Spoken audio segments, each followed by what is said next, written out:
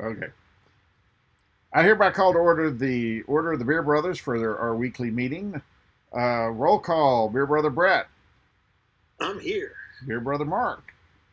I'm here. Beer Brother Dan. I'm here. So, the last few weeks, we need to light the ceremonial burn pot.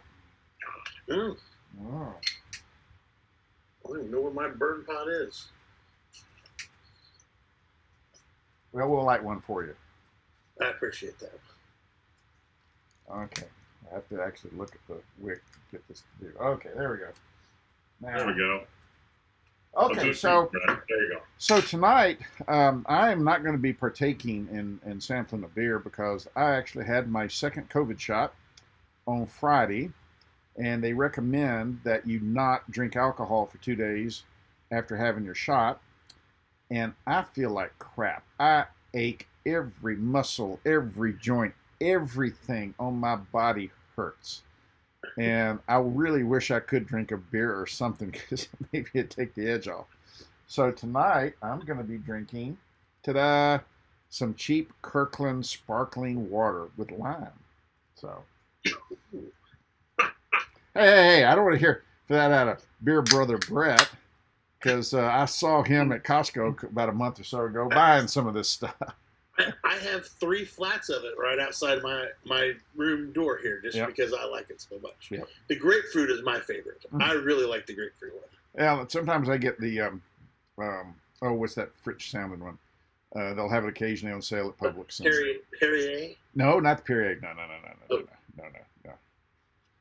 No. It's another LaCroix. LaCroix. And I like the Pimmel fruit or the whatever. The Dowdies from the. Are you drinking? So, are you drinking tonight, Beer Brother Mark? No, I'm not tonight either. How would you put it? I'm having digestion issues tonight, so I'm going to just be calm and let my body enjoy the memories of drinking beer and not drink beer tonight. Now, I will throw out this. If we were drinking tonight, I have a crowler downstairs because after I got the COVID shot, I went around the corner to Riverwatch Brewing and bought a crowler of their triple, Belgian triple.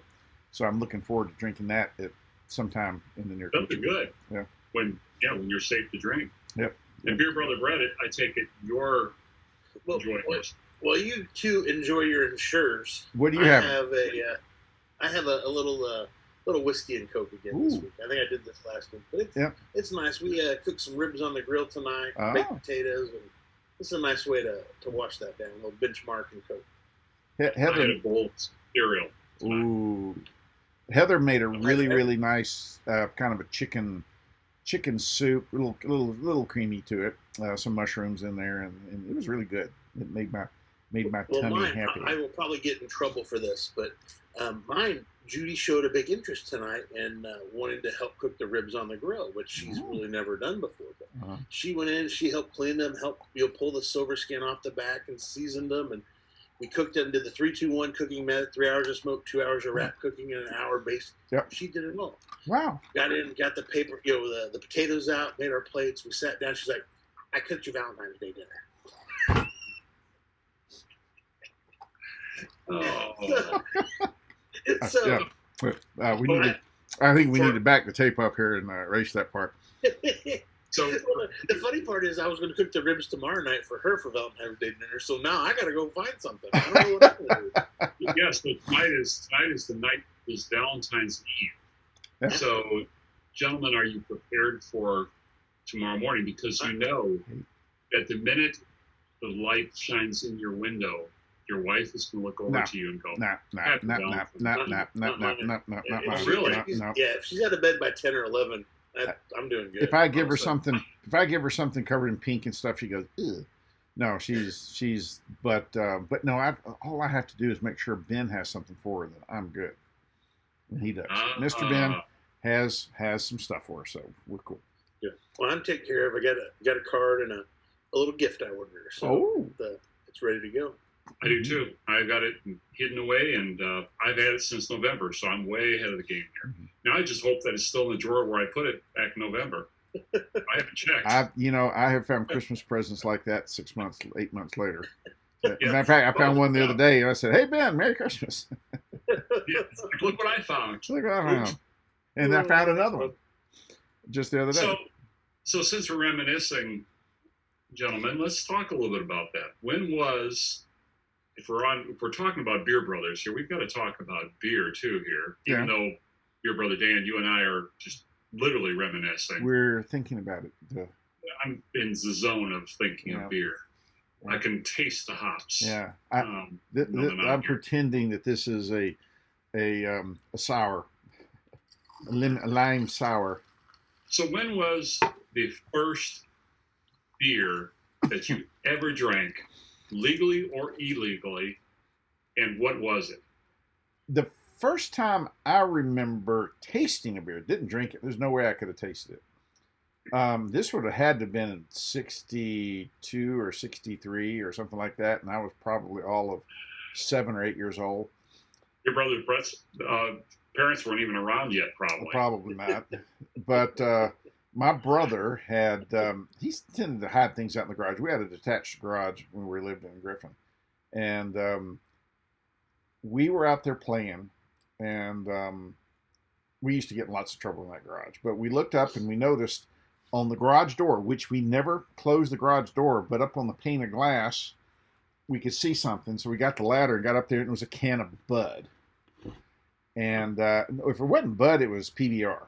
And now this is, a detached garage with a dirt floor and all that. So I'm sure this beer's been sitting in the out in the heat for a long, long time. So me and I believe it was Tommy Brown, we decided we needed to try this. So we opened it and we took a swig, and one of us kind of said, "Well, I always heard you have to put salt on it. You put salt in beer to make it taste better." So we might have snuck out and gotten a salt shaker and went like that or something. It didn't improve the taste at all. But that's the first time I specifically remember. But also my mother and father had some friends that they had over all the time. We always called them Uncle Don and Aunt Grace. And they were always drinking martinis, or they were always drinking something. And they were always kind of saying, "Hey, you want to have a sip?" Stuff that I don't do with my son. But, we were probably anywhere from 8 to 15, and, we were taking, just a. But that beer, that was my first beer, and it was horrible. I did not show any interest in trying anymore for a long time. Your brother Brett, how about you? Well, I don't remember my first beer, but I really kind of remember my first bit of alcohol. Oh. And I was cabinet height as a kid, so I don't know, probably 6, 7, and my dad was at the counter making a mixed drink, and I said, "Dad, what does that taste like?" He says, "Try it." Here. I took that bottle back, took a couple glug-lugs, and couldn't breathe. I remember they threw water in my face to get me to breathe again. I thought I was going to die. Yep. Didn't have any desire to ever try liquor again after that. Well, there's a story of my brother ever comes back on. He can tell how his went because he wanted to polish off the bottle, but we won't. Oh, okay. Oh. And he was a little older. He was 12, right? A similar story with a cigarette too that kept me from ever wanting to smoke. So that was the life lessons from my dad at an early age. Was here, try it. Well, life lessons are good. Well, the first time I ever tried just a little quick puff on a cigarette, I got burned from my troubles. But that's another story for another day. What about you, Mark? Well, my parents would have parties like y'all's parents did. They'd have get-togethers, and they'd have people over. And I remember one time they had a party outdoors, and it was by the picnic tables in our backyard, and they had people socializing and all these people. And so I'm kind of standing around eating some of the food. And, they let us kids kind of hang out, and we'd come down there and get to eat some of the food they're having. And at a certain point, they said, "Okay, go away." But while I was down there, I noticed there was some Pabst sitting there, and I didn't, Pabst Blue Ribbon. So I grabbed a can and I stuck it in my shirt, and I went in the house, and I went, "Now what am I going to do with this thing?" It's like, this is great. So I called my friend up that lived across the street, and I said, I've got a can of beer. He's like, oh, wow, great. So I took the beer over to his house, and we hid it in this field by this old log in the middle of this field by his house. We forgot about it for months on end. It sat out there in the sun with worms and slugs crawling all over it until one day, months after my parents' party, we found it. And we cracked it open, and with the minute we opened it, it just like foamed everywhere. It was just like insane. And we drank that beer, and I thought, this isn't that good, Now I know that, number one, it was Pabst. Number two, it had sat out in the sun for God knows how long. So, those two things in itself are enough to do it. So it was pretty bad. So, anyways, what was the first beer that you actually, I don't want to say lusted over, but really liked? Brett, I'll let you go first.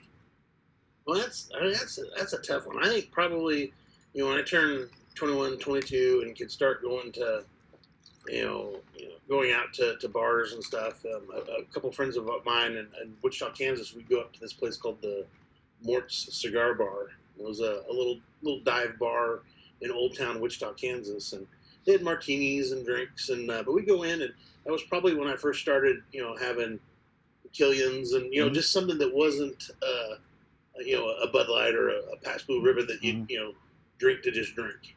We'd go out as the experience. 21 years old, smoking a big fat cigar, drinking a cold beer.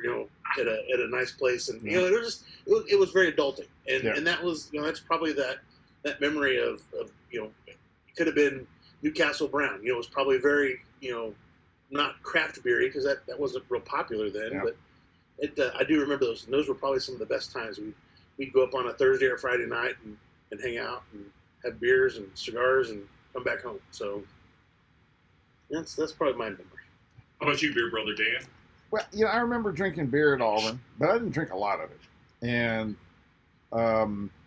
back then, everybody drank Miller Lite mainly because that's what the women wanted to drink was Miller Lite. It just come out, and if you wanted to have anybody come to your party, especially if it was a woman, although I didn't have that many parties, but you had to have Miller Lite. So I drank a lot of that. When I graduated, really, and I had when I lived in Roanoke, I used to get with Dave Hoffmeister after work and stuff. He would work the copy desk late, getting in about 1 in the morning, 2 in the morning. I was living with him for a while, and I had to sit around waiting for him. I had to go in as a photographer, go to work sometime at 7 or 8 in the morning. But we'd drink Miller Genuine Draft, and that was okay. That was okay, but it was just a drink of beer. And it wasn't until my second stint in grad school at Ohio University, lovely Athens, Ohio, and this would have been in '86. One night I got this wild hair, and I had never shaved with a razor in my life. Now this is when I'm in my 30s, and I'd never shaved with a shaver. All I'd ever shaved was electric shaver. That's all I ever had. So I went to the Kroger in Athens and went through and spent an hour looking over the shavers, the disposable shavers, trying to figure out which one would be the softest on my face, and then went and spent like 15 minutes trying to figure out what stuff to put on my face. And so then I kind of wandered by the beer aisle, and there was Killian's. And, I've always been fascinated with Irish stuff, and never mind the fact that it's never been brewed in Ireland. But so I went, well, that sounds interesting. That sounds good. And so I bought a 6-pack, took it home, and I thought, I need some bravery to shave. And this is 9 o'clock at night, and here I am shaving. So I got it all lathered up, and I started drinking them. So this is really, really good. And and I remember as a kid watching my dad shave. Now, my dad used the double-edged razor. When you finished, you put it in a little slot in the back of the that's what I used. Medicine cabinet. And I always remember him going like this. And I remembered that just after I went this way. Oh. And as I saw the blood trickling down my throat, I think I need another beer. So that was, then I said, I really like it. And so from then on, Killian's, at that time, Miller, or no, Coors, Coors, it became part of Coors and all that. And actually, I think Killian's was part of Coors, and then they got, mixed in with Miller. But Coors built a brewery in Shenandoah Valley up in Virginia, right near, I can't think of the name of the little town, but near where my mother lived. So I used to actually, you could buy Killian's for like $4.50 a six pack or $5 a six pack in any of the Kroger's and stuff along I-81 in Virginia. And they don't sell beer before noon. So I'd be driving back from my mother's, and I would stop in Lexington and wait for noon so I could go in and stock up on Killian's, because they really didn't have much of it in Augusta. And also it was a lot cheaper in Virginia too. So that used to be the only thing I would drink was Killian's for the longest time. I remember when I first started hanging out with you. That's what you were drinking. Yeah. Never mind the fact that at that time, I don't think they were brewing it in Virginia, but they were sending it over in refrigerated rail cars, and they were bottling it in Virginia. And because Coors had to be brewed in Colorado, because of the spring water. So, but they could put them in tanks and send them. It didn't matter where they got bottled as long as they got made in there. But so that's and I haven't had a Killian's in I don't know how long. You always had them in your refrigerator at your place, I remember. Always. Well, mine, growing up near Milwaukee, we had all the Milwaukee beers. And when you go into the city itself of Milwaukee, we lived out from the city. When you go in and go to the south side of town, every corner on the south side, there was a tavern. That's what they were called, taverns. They weren't called a bar, they were taverns. And they'd have old style signs or on-decker signs or Pabst or Miller, but that's what you saw. That's what you drank there. Yep. So when Pabst came out with a new beer, and they came out with this beer, and it was called On-Decker. Yep. And when they came out with this was a really big deal for me. It was kind of like, this isn't my father's beer. My dad, his idea of a beer was what you'd get at this place called Pick and Save. Yeah. And it was a white can with black letter that said beer. And I remember he and I used to get discussions. He'd say, beer is beer, damn it. And I'd say, beer is not beer. That's crap. And, back then I was even a beer snob, but I did not like his beer. So I started drinking this On-Decker. And it's like, this is a really good beer. And not to mention it just had a strange bottle. It wasn't your typical bottle. But eventually, I started trying other beers, and On-Decker kind of fell along the wayside in my beers that I like to get, and there were just so many to choose from. There was a place in Milwaukee called Club Zarkrones, it was called, and Zarkrones had all of the German beers. I mean, they had a ton of them, and they had German plates that you could get of food. And so going into that place and sampling those German beers, some of the different German beers, because, I'm talking the 1970s. You didn't have a lot of choices for beers except imports. You had your beers of this country, which were from the big breweries, and then you had your imports, and that was kind of it. So On-Decker was a big deal back then, And I've never heard of that beer. I mean, it just seems kind of. It was probably somewhat regional. Well, they stopped making it probably before you were born, Beer Brett. Because I'm looking at the this ad that I showed you all a minute ago, and it's 1973. I started drinking it probably in the 76, 77. Yeah. But I don't remember it being around much later than 80 something. It didn't last that long. I think they tried it. It looked a lot like a Michelob bottle. Well, remember Michelob bottles went up, so it was kind of their version of Michelob, basically. And it's funny because I'm sitting here trying to remember the name, but the bottle looked like that, but it wasn't. I think it was more blue, and I cannot think of the name.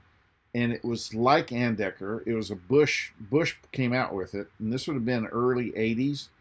And they had a big coming out for it at the Hotel Roanoke, and invited us all over, and they ran their little commercials. And it was supposed to be the first beer ever made in America to the German purity laws. And so they thought this was going to be the greatest thing. And I was just trying to do a Google to find out But they didn't have it out for, and it was like Andecker, but I think it started with an E, and but it's funny you're talking about weird names. There, there when we go dove hunting, when my dad, of course, I didn't drink beer at the dove hunts, and of course at the dove hunts in over below Griffin, around Marshallsville and around that place, you do not drink and then go out and shoot doves. That's a good invite to get you were never invited again. But after you came in, and it was okay to have a couple beers or some Seagram's VO or something. And old Mr. Charlie Phillips, he was 80 at the time, and he bought this beer that came out, and I think it was a Bush beer called Grazy Deck, and Grozy Deck or something. It was GRO. It was a German name that just really stretched out, but everybody pronounced it Greasy Dick. And so Mr. Charlie would say, "I'm gonna get me one of them Greasy Dicks." I love it. That's a horrible marketing department. I know. Well, and it was one of those that it was the name of one of the brewers or one of the breweries that I think it was, once again, Anheuser-Busch had bought. It was like Plank Road. When they came out with Plank Road Brewing. Well, really, it was just that was like the original name for one of the breweries up in Wisconsin. So just going back to their roots. But I remember, I want one of them Greasy Dicks. That's horrible. I think about beer, I think about the beer stories, and I guess really the only real good beer store I have. I went to a Siebold in Boston. Siebold was an old media computer conference, and when I was in Boston, I wanted to go to. I got to go to it once. Yep, great one. I got on the train, took it out, got off, got in there, and I remember I walked in the door, and remember the old IMAX where the colors, they had the bright colors, the flavored Max, and they had 3 sitting in that you were to register when you got there on their little program. And I got there way early for the tour. It was like I had a ticket for the tour, and I remember the guy's like, well, usually we have people sign into these computers, but somebody came along and turned on the age restriction, and nobody knows the password to turn off the age restriction to get to our website so that you can register. And I remember at that time, I said, well, I think I can fix that. And he's like, if you can fix it, I'll take care of you at the tasting. Yeah. And I remember, there was a way to start up with your system preferences off, and I got in, I threw out the preferences, the old OS, 9, when you could actually do things with Macs, and I got it working, got all 3 of them going, and literally every time they'd come around for tastings, they'd pour the little glasses, and the guy would put the pitcher of beer down in front of me, and I would finish off the pitcher of beer, and they'd come around the next one, and they get keychains and all kinds of stuff because I fixed their computers for them, for that tour. That was I had a hard time finding the subway to leave there to get back into the city to get to my hotel because I'd had so much of their samples of beer. It's funny how you remember these certain things. There's so many different things I remember growing up, and you all probably experienced different things too. That you saw and experienced. But I remember hams was really big. Yep. And that was really a big deal. And like for instance, I'm going to show you this real quick here.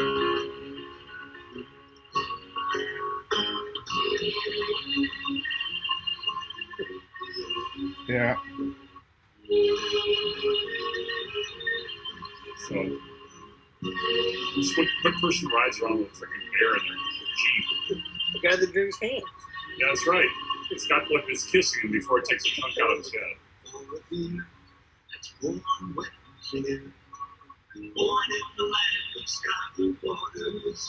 Yeah, don't look like sky blue waters there.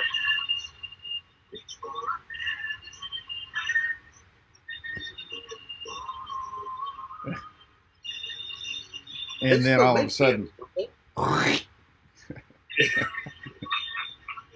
they still make hams, don't they? I remember buying a 6-pack of hams, and he's probably that poor bear is probably like, this is what my family once lived in these remains of this disaster that they've made there with the timber.